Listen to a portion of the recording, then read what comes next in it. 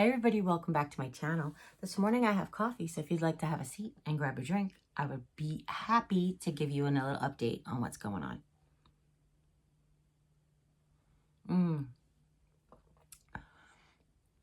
Yesterday my sister made me coffee and I asked her to make it like I make it, but when Jim makes it, I don't know. Why don't I just say put whatever creamer in there you want? Good morning everybody. I just wanted to sit and tell you guys that I met with the oncologist yesterday. So I don't know if this is going to be a long vlog or a short vlog, and if it is, I'm sorry, but I don't know where my mind and heart is going to want to go. So just bear with me. I met with the oncologist yesterday who, if you don't know, I had a chest and abdomen CAT scan on Friday. I hadn't gotten the results back on my app, but he was able to pull the results up yesterday. So I didn't have any of this information beforehand. But remember, the oncologist also had not seen the bone scan yet, the nuclear bone scan that I had. So, excuse me, he said, I don't have any good news for you. Now, that's, I guess, a matter of opinion and perspective, I guess, is the way I'd like to look at it. But what he found, or what I have, is a 9.1 centimeter mass in my left kidney. And the adjacent, or the nearby, I'm sorry, if you don't want to use words, the nearby lymph nodes. So obviously there's not a 9.1 mass in my lymph nodes. There's just some presentation in my lymph nodes, the ones that are by my kidney. He did talk about all the spots. The report said my sixth rib on my left side. He says it's more than one rib on the left side. Again, he confirmed my scapula, he confirmed my clavicle, he confirmed the spot on my spine, but he also said about my shoulder, excuse me, there wasn't a report about my shoulder, there wasn't anything about my shoulder in the report, in the findings, but in the report of the body, it said, it could be just arthritis, but it could be something there too. And of course confirmed the mass in my knee. So that's where we're at right now. A couple of things is that, so I have a biopsy scheduled for Friday still. They am going to draw tissue just from my knee. And from that tissue, they'll be able to tell the type of cancer. Sorry, I just feel like I hear a rumbling. Nope, okay. It was weird. Sorry. They'll be able to determine the type of cancer, meaning if it is sarcoma, that means it went from my knee to my kidney. And if it's not sarcoma, that means it went from my kidney to my knee, most likely. There is that 1 in 7 billion chance that I'm a tumory girl, or there is that 1 in, it's not really 7 billion. He didn't give me odds, but there's that 1 in a million chance that I am a different type of cancer girl. Like, that I could have sarcoma in my knee and have kidney cancer in my kidney. There is like all of those types of chances, but they're like minimal, so we're going with like the odds are, or it's presenting as. So the fact that they're determining cancer without a biopsy is just by the amount of areas that it's in. So most of the time, like unless I'm a really tumory girl, nothing spreads unless it's cancer. So that's the thing. Metastatic, I don't know if you guys have heard those words before, but that's what that means. So we are moving forward with the treatments. He already scheduled for me to meet with the oh my gosh, I just forgot the word. The radiation treatment specialists. Fortunately, the Siteman Center, which is a big cancer center in St. Louis, has a building that they just built like a year ago here in Rolla, next to the hospital. So I'll be able to get my treatments there. I won't have to travel all the way into St. Louis. If it's any other treatments that I'll be getting there this way, that's great. I don't have to go so far not feeling good. You know, like if you get chemotherapy, sometimes you're sick right away. So we're talking about that. When we get this, we'll figure out what the next step is. Either way, the way that my tumor in my knee / femur is invasive, it will most likely need radiation. But if it ends up being benign, then they can always just cancel the appointment. But he just said, go ahead and let's start preparing for that. So what does this mean for me? And what does this mean for me and my channel? Well, I don't know. To be honest with you, I really don't. I actually said to Jim, he's got a 4-day weekend. And I said to him, I know we have one day where we're going to go and get the biopsy on Friday. But I said, you know, I wouldn't mind if you started working on my office, because I think that crafting would be a great escape for whatever I'm going through, to keep my mind just sort of like focused on something else. The way my mind works is, I've mentioned this before, like when I'm in pain, I put on the TV and I play on the iPad, because if I can redirect my focus other places than just sitting and thinking about the pain, I just think it'd be great. I just would like a nice space to go. That's not my bedroom, that I can sit comfortably and just, it's not a far walk to the bathroom. Like when I sit in the living room, it's kind of a far walk to the bathroom, to be honest with you. But if I sit in the office, it's next to the bathroom, just like the bedroom is. The bathroom is between the craft room and the bedroom. So it would be just as far to walk to the bathroom if I need to. I am going to the bathroom. So right now, because it does take effort, I am only going number one on the commode. For emergency purposes, really only. If it's in the middle of the night or something, I don't really want to wake up the whole house, because it's a lot of noise actually getting the walker open and walking through the house. But this morning I went in and he said, as long as I don't fall, that's his only restrictions for me. Don't fall. And I said, okay, you got it. I'm not a faller anyway. So, let's see.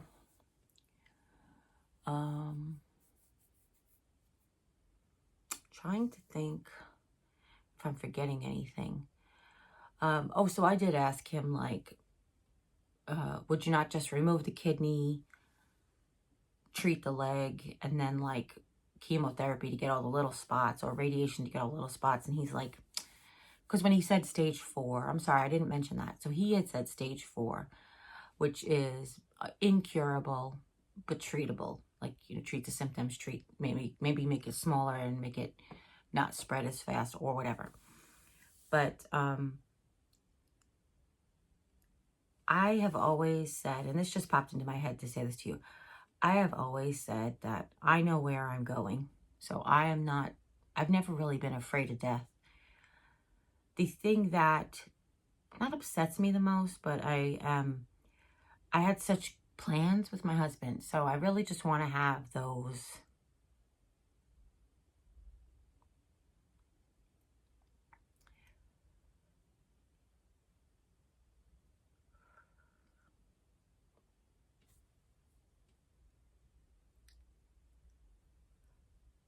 I really just want to have that come to fruition. That's really what I was trying to say.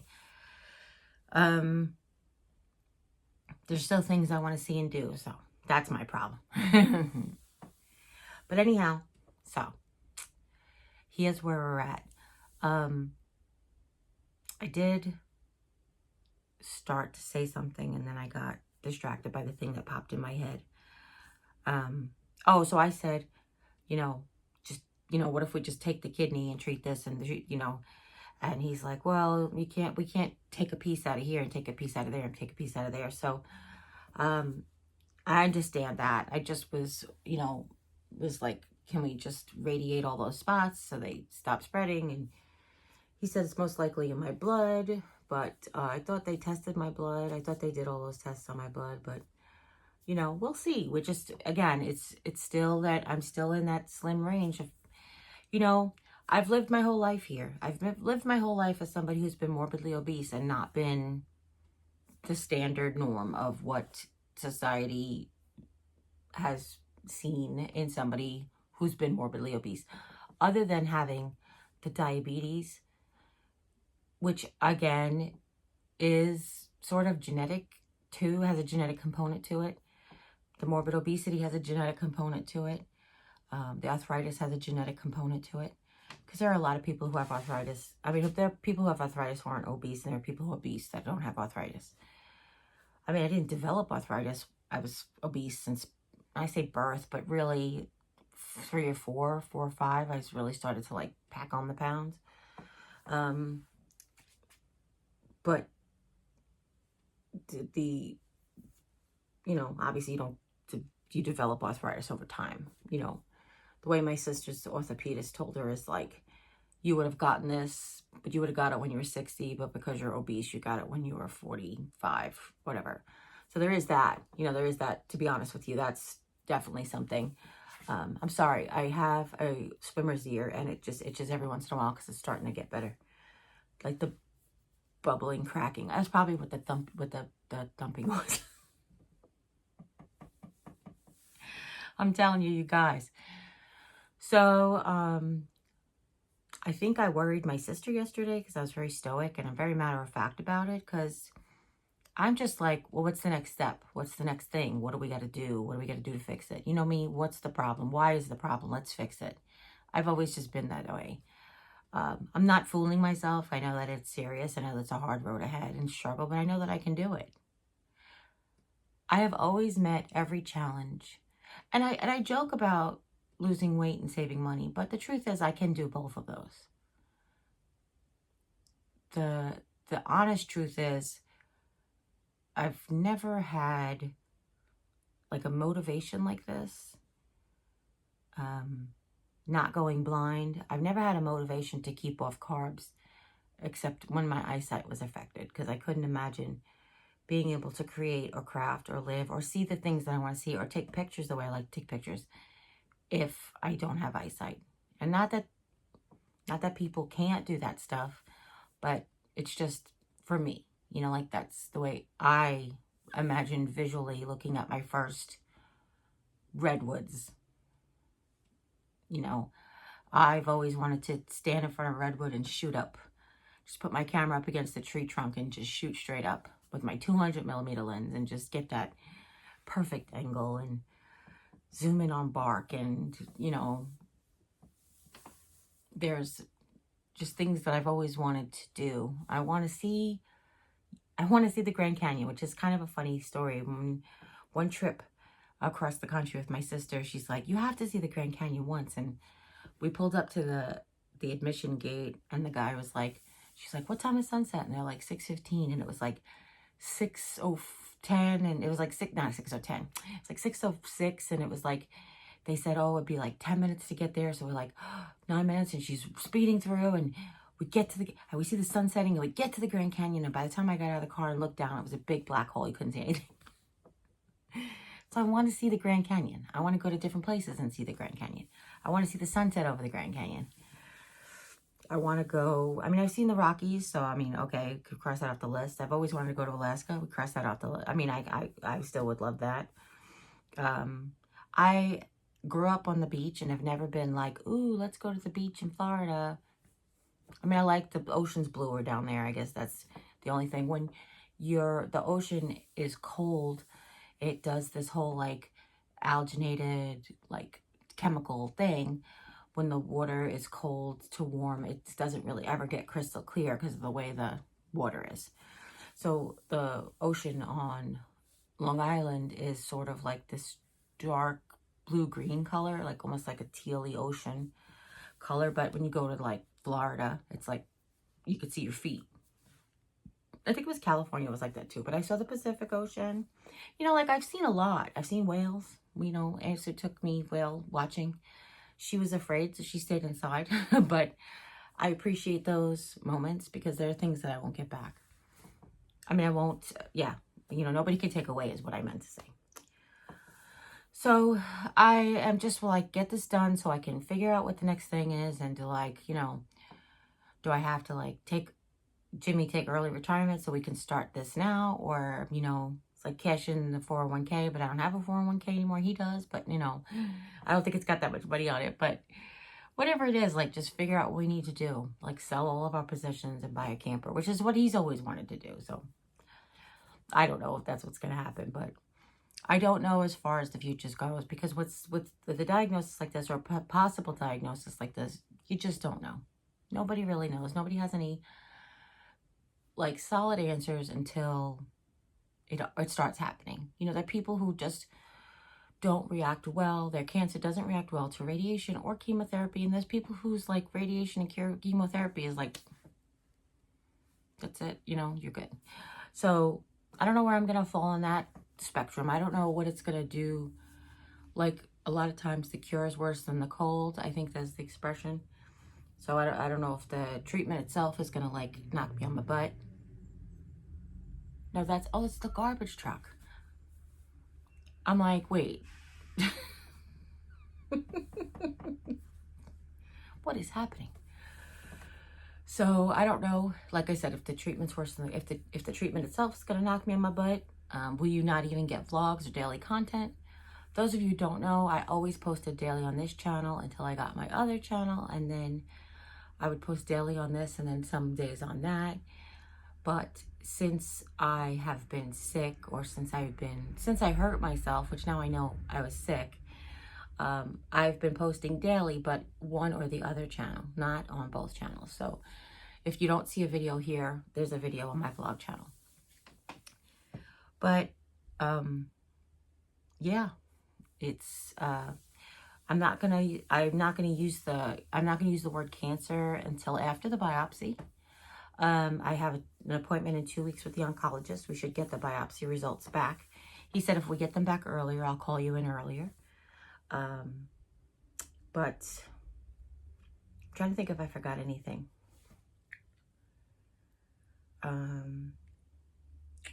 Oh, I'm not really supposed to go out in public or see people or have like company, like people who I haven't been around really shouldn't come around, if that makes any sense.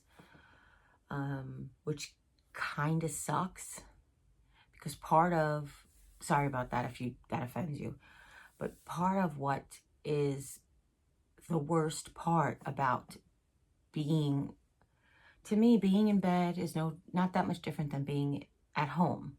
To me, it's like if I'm in bed, or if I'm sitting on the living room couch, or I'm sitting at the kitchen table, either way, I'm home. But the thing like about being home is every once in a while you get to go out, and you're not worried about being home, but you can't really go out. Well, I'm going to miss shopping. I mean, I can continue to shop via FaceTime with my sister, but it's not the same. And then I think about my exercise, like, so I'm not really supposed to go out in public right now, be around people, but then what does that mean? So I said to her, I was like, what if we go to the Dollar Tree and then like call them and say, there's nobody in the store, go, you know, like, she's like, no. And I'm like, yeah, I used to go Tuesday night. You guys remember, if you've been here a long time, I used to go Tuesday night when they were just stocking the stores, and I was the only person in the store. Every once in a while, a random person would come in to get snacks for the kids' lunches or aluminum foil or something. But she is a very, very strict nurse. She's not a nurse, but she's acting like it, and she's very, very strict, which I know is just out of love, and I care, because she's gone, you know, through similar things before. So we want to make sure that we take really good care of ourselves. So I'm trying to make sure if I think I forgot anything.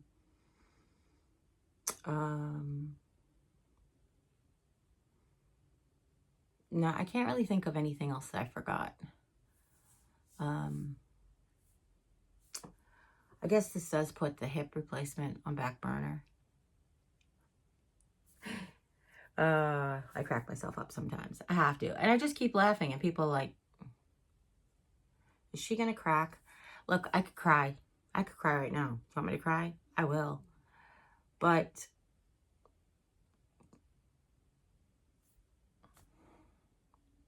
it's not gonna do anything. It will release chemicals in my body that will allow me to refresh. So I will cry eventually, but for right now, I'm just being very practical and pragmatic about it. I know I'm in God's hands and the surgeon's hands and the doctor's hands. My sister said a prayer at dinner last night about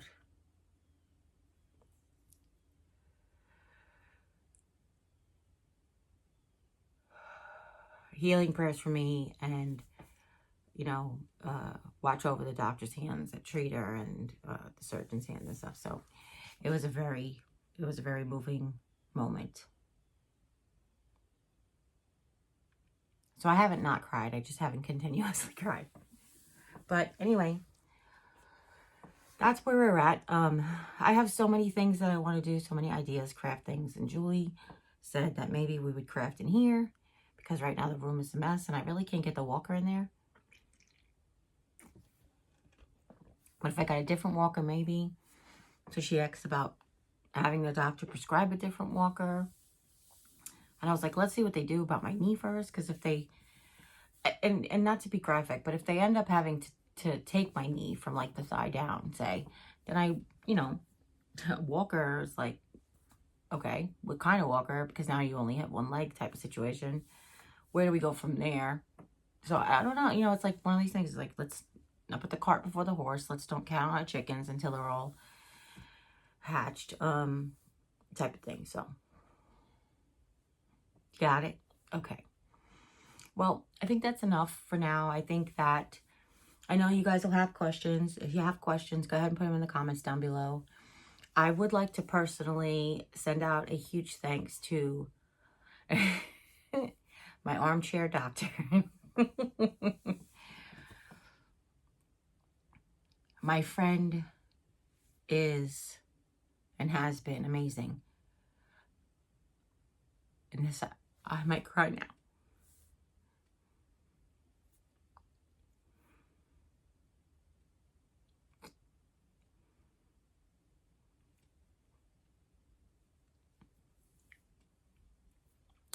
She was given a little bit of a hard time in the comments, but she brushed it off. But I'm not sure that you guys aren't aware that, I don't want to say she saved my life, but the whole thing with the orthopedist not seeing the x-ray from my knee, and I shared it with her, and then she made me bring it to everybody's attention. I don't say she saved my life, but she got the ball. Oh, sorry.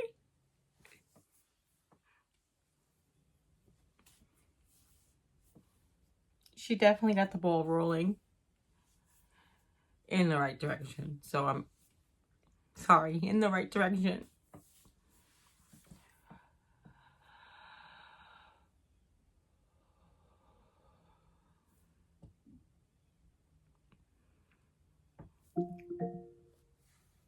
This is a reminder. Take my meds. Thanks. That makes me feel better. She got the ball rolling in the right direction. She was the one who had me point out to my orthopedist, this is what was going on. And who knows? And you can't go back. Hindsight is 20/20, but you can't go back and say, what would have happened if I didn't have her? I wasn't reading all the reports like that. I didn't notice what all that stuff meant. You know, would my primary have not really prioritized looking at it since I had an orthopedist at that point, not realizing that she was the one who ordered it or whatever. So who knows, you know, like,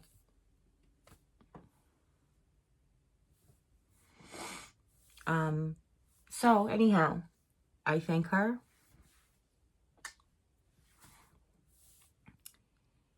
And I thank you all. I thank you for your prayers and your well wishes and your love and support. And I promise, come hell or high water, I will be back. Whether or not I'm going in store or online, or whether or not I'm crafting here or crafting in the craft room, I will be back. I promise. All right? I love you. And as always, you take care. God bless. And we'll see you next time. Bye.